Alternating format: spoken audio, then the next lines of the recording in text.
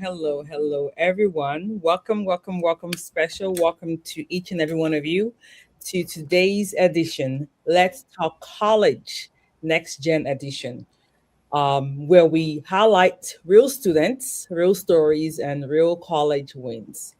Now, this series was created to give students and families a closer look at what is possible. What is possible when young people prepare, when they apply themselves, when they stretch themselves, when they seek opportunities and stay committed to their future. I'm Coach Lola Owokoniran, and I'm joined by my amazing, beautiful co-host, Jummy Adeyemi. Jummy, please say Hi. hello to our viewers. Hello, everyone. Thank you for watching. So today we are excited. We are excited to welcome a very special guest on today's edition, Allan, to the conversation. Allan is a student with a story that we believe will encourage other students who are navigating college, who are navigating the real world in terms of work placements, in terms of scholarships, in terms of programs, opportunities, name it, internships. The sky is the limit, they say. And truly, with this gentleman, the sky is the limit. Our goal today is not just to celebrate him, but also to pull out practical lessons, learn from his experiences, and help students and parents prepare and to know what else is out there and learn from his journey. Alan, thank you so much for joining us today. We are so excited to hear your story. So let's start here. Please kindly introduce yourself to our viewers. Let us know your name, your school, your major, anything you think, feel free. Yeah, perfect. Hello, how are you guys doing? My name is Allan Riedell.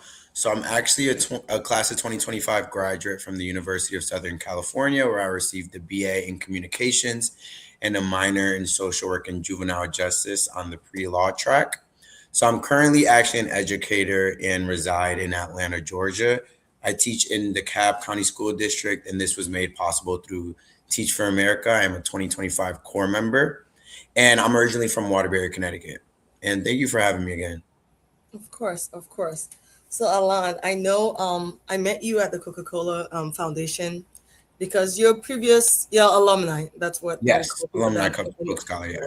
So, talk about because when I talked to you immediately, we just talking about how you were introduced to the program, and you told me that you won three national scholarships. And when we talk about scholarships, I encourage people to apply for scholarships. I understand what it means to not have to worry about paying for college. It's a blessing, and you don't know until you have that experience, right? But winning three national scholarships is a big deal because you're competing against kids from all over the country.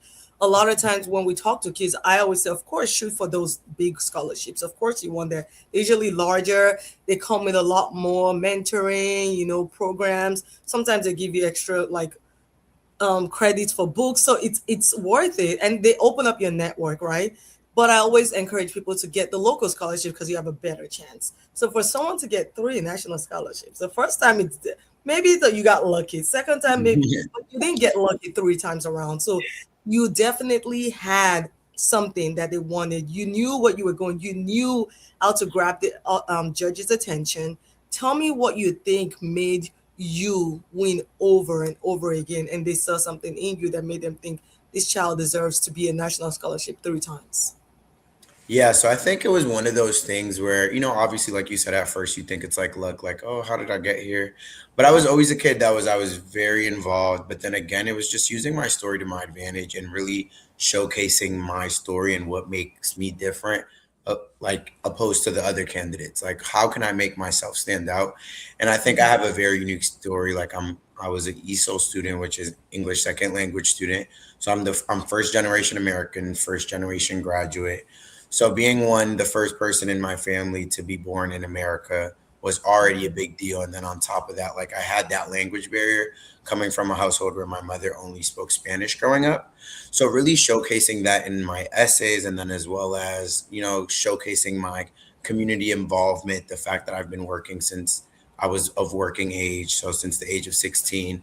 So all those factors came into play to really, get to the point where I'm at now. Okay.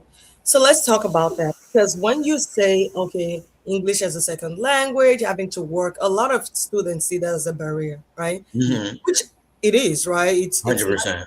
easy, having to be the first, having to navigate the process on your own, having to work while other kids are just like going to school and focus on grades. You have to do both. It's not easy. But you use that as an advantage, right? How did you know to do that? And how did you change that towards something that you could use to sell yourself, so to speak? Yeah, so it was one of those things where it's just like knowing that at the end of the day, yes, this was a barrier, but this was a barrier that I now have overcome. Because now Mm, I was already now in English classes, all English classes. I was top of my class, and now it was like, okay, now that I'm going to college, what's the next step? Like I can, I could stay in state, like live at home and commute, and it's affordable, but it was yes. still going to be like, I still had to pay somewhat of tuition.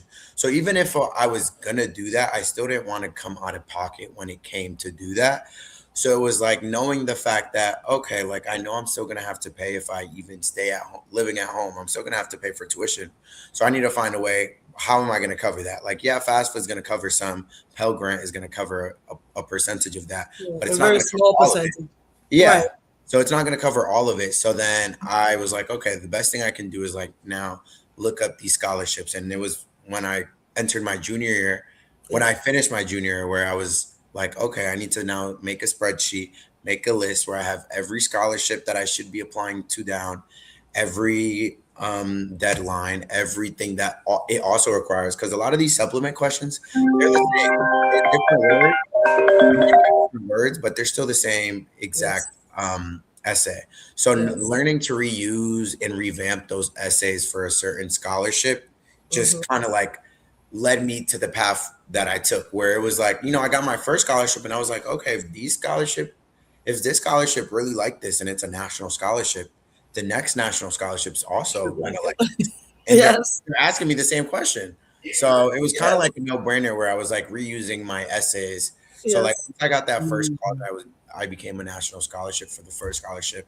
I was like, I knew that, okay, now I need for the second round, I need to like actually showcase the same story in the Yeah. same or even a better way. Yeah. No, you're right. Laura, do you have a question before I continue? Yeah, yeah. So I was wondering, how did you come into knowledge about these opportunities? How did you get the information and where? How did Yeah, you so a lot of these scholarships, it was really like me looking up like $20,000 scholarships, like large scholarships, like national scholarships.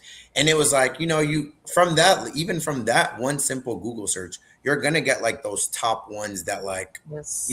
are a lot of money. Where I seen Coca-Cola, I seen Horatio, I seen Burger King, you see the Quest Bridge, you see all the really known ones. And Yeah. like seeing those known ones, I was like, okay, like it's a no-brainer. I'm just gonna apply. Like the first application process, like a lot of the first phases for these scholarships, it's really a robot because they're getting 100.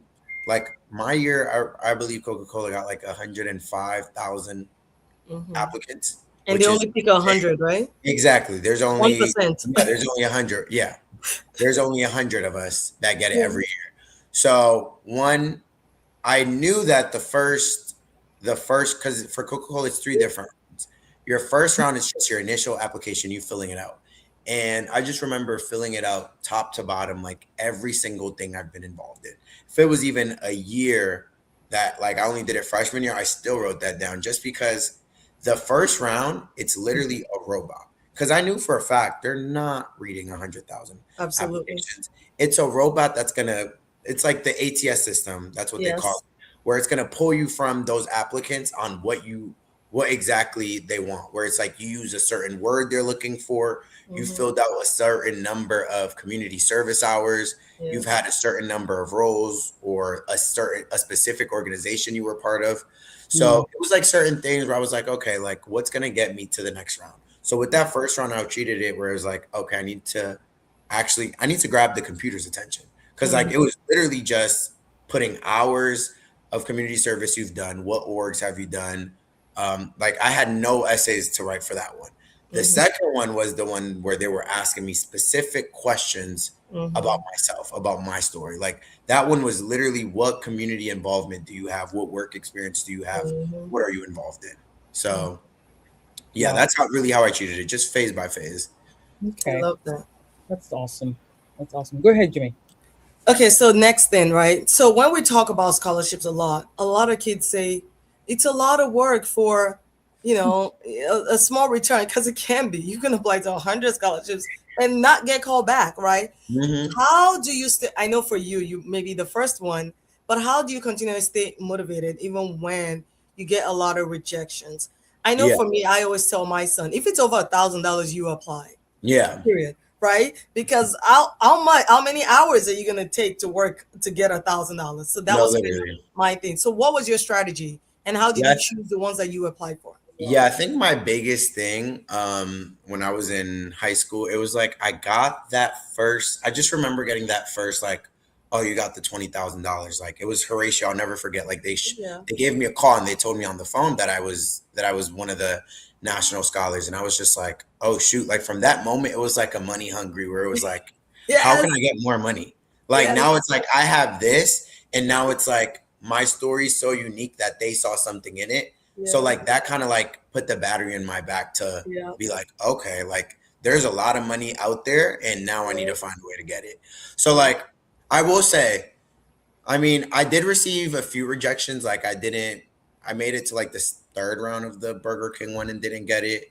Um I didn't get the Jack Kent Cook, which is another Yeah. really great And that's scholarship. a great one. That's like Yeah, fifty that's five a really thousand a great year one. or That one something. I was really bummed. Like that one we Yeah, used because to it's come back, huge. and Yeah. that was like my first rejection. And I was like, and I got it before my even first acceptance. And I was like, Mm, okay, I didn't get this one, but like there's still money to be made. Like, Yeah. at the end of the day, my goal was how can I go to college for free? So mm, I like knowing that you have to have a why. That's really the biggest thing. Yeah. I tell someone where you have to have a why, where it's like if you don't believe in that why and you don't have that why instilled in you, then you're not gonna want to do it because who wants to really sit here and fill out all these applications? It's like the job market right now. Who wants to really fill out a job? But you need a job, you want to pay your bills, right? So yeah. it's one of Yeah. those things where it's like, like it's either do you want to pay for school or do you not? Like, do you want to be in debt or do you not want to be in debt? Right. And you ended up going to one of the most expensive schools in the country, right? USC Yeah. is like over Yeah. It's what 90,000. we're on we're right at the 100K mark. 100 mark, right? And you were Yeah. able to go 4 years debt free, fully paid, right? Because of the hard Yes. work that you put into it. Yeah. So that was a big thing with me when I was looking into schools as well. It was also like what schools also offered merit or need based scholarships, Yeah. where what school will I actually get something money from them as well, where I wouldn't have to use a lot of the money that I got from my Yes. outside scholarships. Scholarships. Yep. Yeah. You can use So, that for for other example, things. yeah, so I got a merit scholarship from USC, which covered my tuition, and that covered my tuition for all 4 years. Hmm. So I never had to pay for tuition, but then I was like, okay, room and board.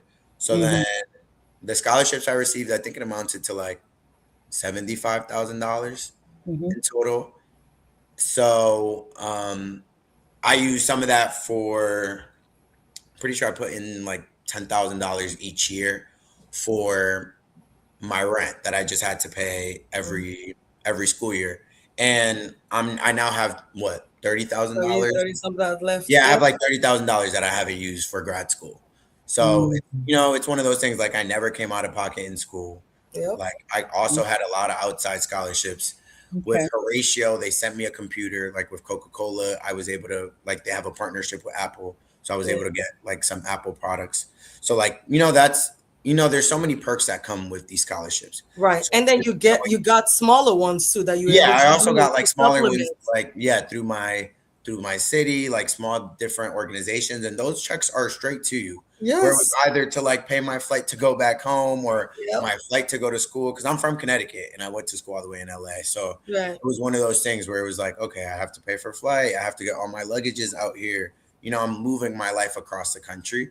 So Yeah. Mm, like really those little checks also help. So it's just keeping that in mind. Even if it's a small amount, it's still, It's it's still helpful. gonna help out. Absolutely. okay. I have a question for you. So, considering everything you just shared about the opportunities, the scholarships, and everything, how were you able to map out or decide based on your degree, your major, what you wanted to study? Um, did you go to that school because they had the program you wanted to study, or how did you decide where you wanted to end up going to college?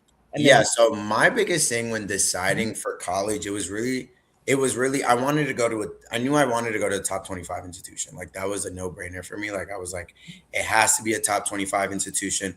But then Mhm. on top of that, it was like, if it's a top 25 institution, who's giving me the most money? Like where I'm gonna be able to save money. Because at the end of the day, I knew I wanted to go to law school. And of course, I knew my undergrad education was important. That's why I was like, okay, top 25 for sure is the goal, and then Mhm. from there, whoever is giving me the most money from these schools, Mhm. then I'm gonna go there. And then also like location, but then I also wanted my major to play a role. Like I knew I wanted to major in communications or anything around that realm. It was either communications or political science. And I knew USC had the number one communication school Mm-hmm. in the country. So once I knew that, where it was like, okay, if I'm majoring this, like what opportunities is the school gonna bring to me? So when applying, I was like, okay, USC, this is like the school I want to go to. Like it's in LA.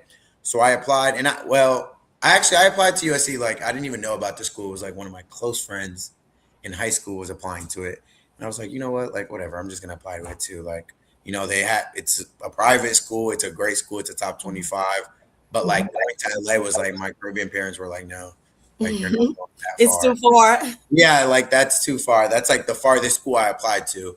Mm-hmm. And lo and behold, I got in, and my close friend Mhm. didn't get in, but then I got a merit scholarship, and it was Wow, look like, at that. I can't, you know what I mean? I can't give. It's also LA. Like being from Connecticut, as someone who had never been to LA, like how Mhm. can you say no to a school? In LA, the weather's amazing, a beautiful city, and I'm also Mhm. going for free. And Like, USC is a and really it's a great great school school, too. and it's It has also great I didn't culture. even realize going into it, coming from such a small town, just the network that the school Mm-hmm. brings, it's insane. Like Yeah. Mhm. there's nothing like the Trojan network. I will die on that hill where I our mean, network is insane. the last time we talked, you talked about Sasha Obama being in Yeah. your class and your friend now. Like that's how you No, build network. People don't no, yeah, understand. exactly. It's one of those things where it's just crazy. Like the people you meet, the people you surround yourself with, it's insane. Yeah. Hmm. Yeah. So did anyone guide you through the process? Your parents, counselors, mentors? Yeah, I think honestly, it was like my own ambition, my own desire to like really go to school for free. But I will say, like, I definitely had counselor support where I was, constantly in her office, because you have to have that person, especially like your counselor is the one that's submitting all your transcripts Mhm. and all that to these institutions. So you want to maintain a good Yeah. um, report with that person, just because this is the person that has to submit your transcripts to every scholarship you're applying to. So Mm. you're going to be bothering them a lot. So it's good to have a good relationship with them, as Yes. well as like the teachers you're getting recommendations Mm. letters from. Yeah. Yeah. No, So, so now let's move back to high school, right? Because for me, it's not always about what you got, it's about how. mhm, So mhm, talk about what programs you think really stood out. Like I know for when I talk to kids or even my children, there's certain programs that I know add more value in the application process. It's something that people always go back to when they talk about them and why they chose them. So what were those programs for you in high school, and how did you choose them? Considering you knew that your ultimate goal was law school, was that a part of the process? Yeah. So I would say big ones are like that are like widely recognized would be like National Honor Society, and then you have Science National Honor Society, which those are like the two where you wear stoles for graduation in high school. So those were really big ones, and then I had made sure like that I was in at least a leadership position in these roles in high school, so they could see like, okay, like he brings a value to these Mm-hmm. organizations, like he's not just a general member. Mm-hmm. So then on top of that, I was in DECA. I also was a three-sport athlete. And then I also participated in Special Olympics, so unified sports, where you're playing sports ideally with Mm-hmm. students who with disabilities. Mm-hmm. So my involvement in that, and then I did a lot of research on that, and I also I was also part of Global Leadership Institute, which was a program that was in partnership with my school and then Taft. in Watertown, which is this prep school. Mm-hmm. It's like a It's a boarding widely, school. yeah, Yeah. it's a widely recognized boarding school in Connecticut. And with that partnership with the school, we come together to do a final project, and I did my final project on Special Olympics unified sports teams, and like we raised money for them, and it was like we did a whole pitch on the organizations and how we can improve the organization, and also did charity work for them. So doing that in high school, like just just showed them that I was a very versatile individual, Mhm. and that I had my hand in many different buckets, as you can say. Yeah. Yeah. No, I think that's great. I think definitely outside of the DECA, because a lot of people do that. A lot of people, it's Hmm. popular, but when they see things like the Special Olympics, and then you're working with kids of, underserved community of kids that, don't have the same abilities, I think that definitely tells them you a different kind of child, because how many kids that age care about the disabled? I mean, there are, but they're not many. So, Exactly. Yep. Yep. uh, Yep. So, just to reflect a little bit about your experience in college, high school into college. Hmm. If you were to look back now, what is one thing you wish you had known earlier about college preparation? Yeah, honestly, for college prep, I would say my biggest thing is taking advantage of that networking is like one of the key things that I'm like still catching up on. Like I Mm, feel like going into college, I didn't know the importance of like who you know, how you know them, how close you are to this mhm. person. Are you, talking to that person next to you in class? Like when mhm, I first got there freshman year, I was like, okay, like I'm taking this class, cool. Like, like it was not like, oh, okay, I'm here to chit chat with everyone. But going into, I want to say like my junior year, that's when I was like, okay, like I need to now start looking into landing a job. Like mm, I need to, how am I going to get into this role now? Like a lot of these people are getting in the roles they know it's off of somebody they know, Absolutely. especially in the job market that we're in right now. It is not the greatest. And I know people who've graduated from great institutions and still can't Hmm. get a job. that's true. So it's one of those things where it's like, you want to hit like set that LinkedIn up in high school. Like I was Hmm. not that kid. I didn't even have a LinkedIn in high school, and I see kids now who have it. And I'm just like, that's Hmm. amazing. Like, and I wish I was that kid. I didn't get a LinkedIn till I was like, what, middle of my freshman year. Everybody was talking about it, and I was like, oh, okay, like I need to get on my Zoom. Like I need to lock in, and realizing where it's just like from Hmm. that one platform, how much weight it holds, what your profile looks like. It's like just as much as how people care about their Instagram aesthetic. That's the same Mm, thing with LinkedIn. Yeah. Your LinkedIn should reflect you in a professional manner just as much as your Instagram reflects you socially. yeah. Yeah. So it's one of those things where networking, like as soon as you touch the ground running, join those clubs, talk to the person next to you in line at the book club, like literally anything. That's great. Awesome. Okay, so now you're teaching, right? And I know this is something you're doing. Are you preparing for LSAT? Like, what is your next steps towards law school? And what are some of the things that you're doing to prepare you for that? Are you still applying for scholarships? Yeah, so for example, I actually took the LSAT when I was in college, my senior year. I thought I was gonna Okay. go straight through, like that was my end goal. Like I was like, Hmm. Okay. okay, I want to go to law school right away. And then I was just like, you know what? Like I had an epiphany at the end of my senior year, and I was just like, you know what? Like I think I want to work for a while and then go to law school. And then even figure out, is like law school something I really want to do?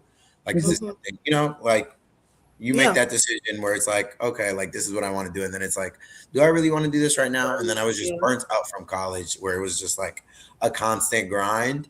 Hmm. So yeah, I took the LSAT in college, my senior year. I was happy with that score. Awesome. Um, I actually applied and I got into Howard and Georgetown. I Okay. deferred those for I deferred those to do Teach for America. So it's a 2-year deferral. Oh, awesome. So I'm doing my 2 years for Teach for America, and then I don't know. Right now, I'm like, okay, like, do I want to shoot for a Stanford? Do I want to shoot for a Harvard? Like, Yeah. so like I Yeah. might take the LSAT again and redo the application cycle. Like, we'll just see. I'm Yeah. really like just seeing how I really feel as time goes on. Yeah. Mm, But yeah, aside from that, that's really, where I'm at now. What was the second part Howard of the Law question? and Georgetown are really good. I saw like a data of like people that finished law school and Mhm. Howard. They're like Oh no, yeah, any Howard's like jobs. The percentage it's for up Howard there. Yeah. Law School was higher than even some Ivies. No, yeah, that's Just my like, thing. Right now, I'm like, if it's T14 or Howard, like yeah. that's really the Yes, market yes, yes. because Howard Georgetown is has to be really up T14 there. as well too for law, right? Yeah, they're like Georgetown is right. It's like Right there. 13. Yeah, Right there. it's Yeah, like right yeah, there. yeah. But no, Okay. Georgetown. I mean, Howard does have a really good law school. They really do. Really great. Really Like great. Yeah. I really, mean, especially a lot of these big law companies are looking to recruit from directly from Howard because of that. yeah, yeah, they do. Good. All right. To you, Good. Lola. So if you were to speak to a freshman in college right now, listening to you, what advice would you give them? Honestly, I would tell them, talking to my freshman self, I would tell my fresh, put yourself out there. Like, don't be shy. Like, don't hold back. Really put yourself out there and get as involved as possible. And also do that internship your freshman year. Like, I wasn't that kid who was that doing a crazy internship. I went back home and did, worked at a camp my freshman Yeah. year. But do that Microsoft, do that Google, McKinsey, whatever you can your freshman year. So start and make those relationships with those recruiters. It's so important because it's going to last you for all of college. Like I know friends who've met recruiters their freshman year and then were finally able to land an internship with them their sophomore year. So it's just really important to put emphasis and really develop those relationships with not just your peers, but also those recruiters who are coming to your schools constantly. Awesome. How about a That's high school student right now? Honestly, for a high school student, I would say same thing really. Stay just as involved in high school. Like even if it's getting a job, it's really that simple. And also the sports, whether it's also doing the clubs in your school, you may think like, oh, I'm just in high school, I don't have to do this. Like, no, this is all gonna matter when it. even when you're applying to college, they're also asking you like Mhm. what different clubs were you involved in? What work experience do you have? Like, were Mhm. you just a kid that was going home after school and not doing anything? And then also like the community service hours, that's always going to be important. Whether it's there's certain clubs in like for my fraternity, for example, like you have to have a certain number of community service hours before you even try to join the fraternity. So just the same thing for college. They ask you how many hours of community service, a lot of scholarships. So yeah, also always keep your community service engagement up just because one, I think it's great to help out those surrounding communities around you. Mhm. But also, you're gonna need it for these different clubs. Yeah. Awesome. So the recurring thing with everyone we talk to is you have to be involved, you have to build relationships, right? Mhm. And you have to think bigger than yourself. People Yeah. don't want people that are only doing things that benefit them. Because when they bring you into that school or even when they give you that money for that scholarship, they want to be able to talk about you and talk about Mhm. the things you're doing in the community and how you've made impact. So Mhm. when you think about, oh, I'm just going to focus on getting the 4.0 GPA and the 1600 SAT, that's not enough because nobody cares. They care about what impact you've made, what communities you've built, and how you know how to share your talents with everyone. And that's something else that Alana shared with us that I think is really important.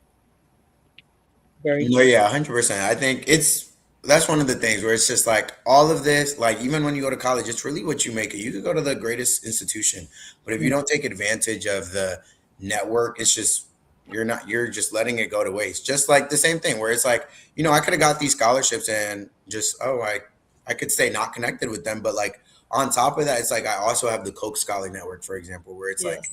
if I wasn't still in contact with them and connects with them, we would have probably never met at that Yeah. Yes, that's at such that gala. So that it's is just such like, a real thing because yeah, you it's didn't one of have those to be things. there. Exactly. I didn't have to be there, but it's just like, oh no, they reach out to me where it's just like, oh, we have a free ticket. You guys can come whenever. Like I've been to like three galas since I moved out here Yeah. through Mhm. Coach Scholar, where it's just like, oh, we have a free table. Like, we need people to represent Coca Cola, and it's just like, why not take that opportunity? You're in a room full of people.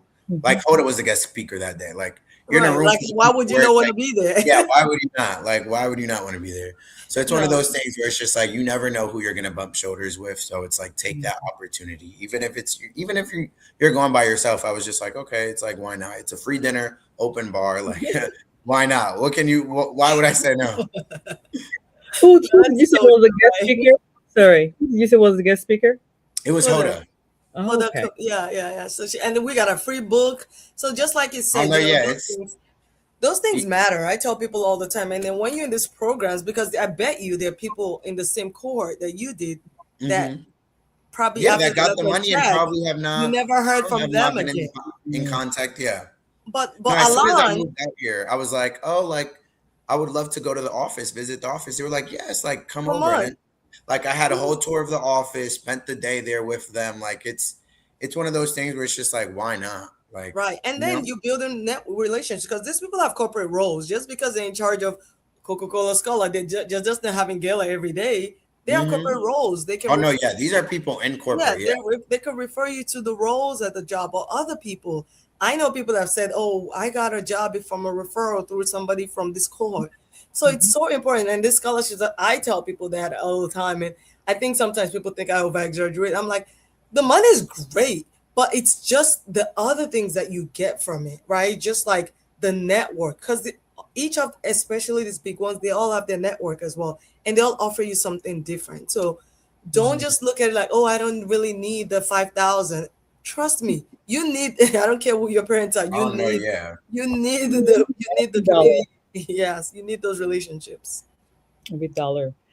All right. I do not have any other questions. I don't know, Jimmy. Do you have any other questions for our guests? No, Alana, you've been really great. Thank you again. Truly, I Oh, appreciate it. We thank had you to for do having me. I a really few appreciate it. rescheduling, but you've been really great. But from the day I met you, you were just really pleasant to talk to, and those are the kind of people I want people to hear from, because I Yes. think that's also a part of it. You know, like just being a pleasant person that transitions Mhm. into all parts of your life. That's why Oh you no, get all these 100%. scholarships. Really, how you present yourself. That Yes, Exactly. first impression carries so much weight. It carries so right. much. Totally. And even in the interviews, right, they can see your spirit, they can see how joyful you are. So all of Yeah. those things matter. And thank you for just being Thank that.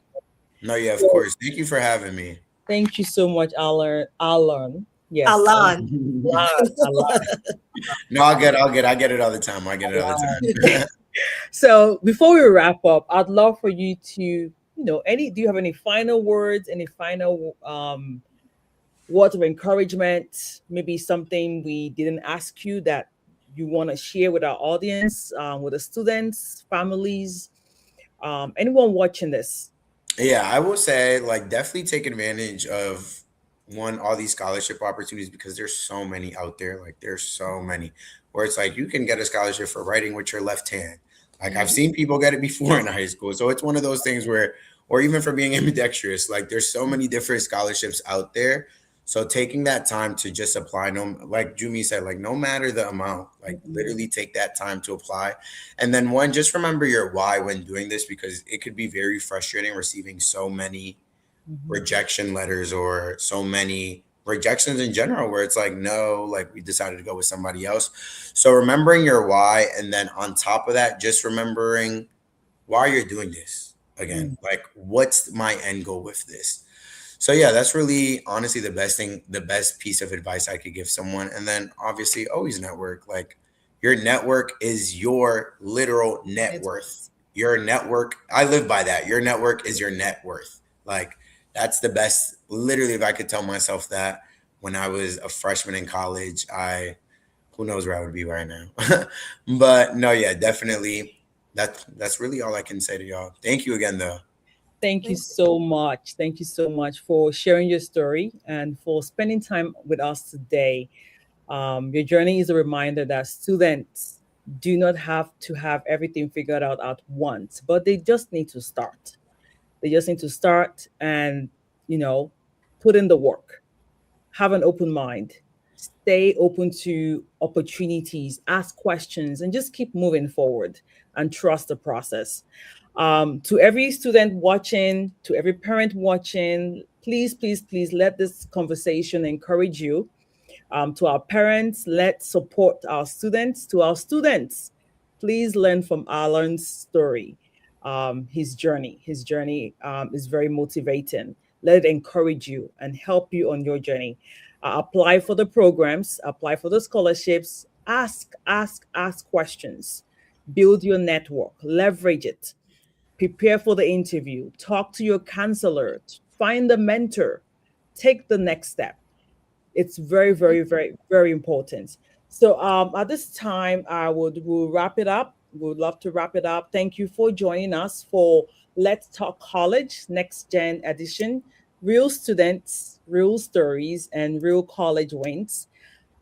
Please like, comment, and share this conversation with another family, another student, another mentor, or anyone that crosses your mind as you were listening to this conversation.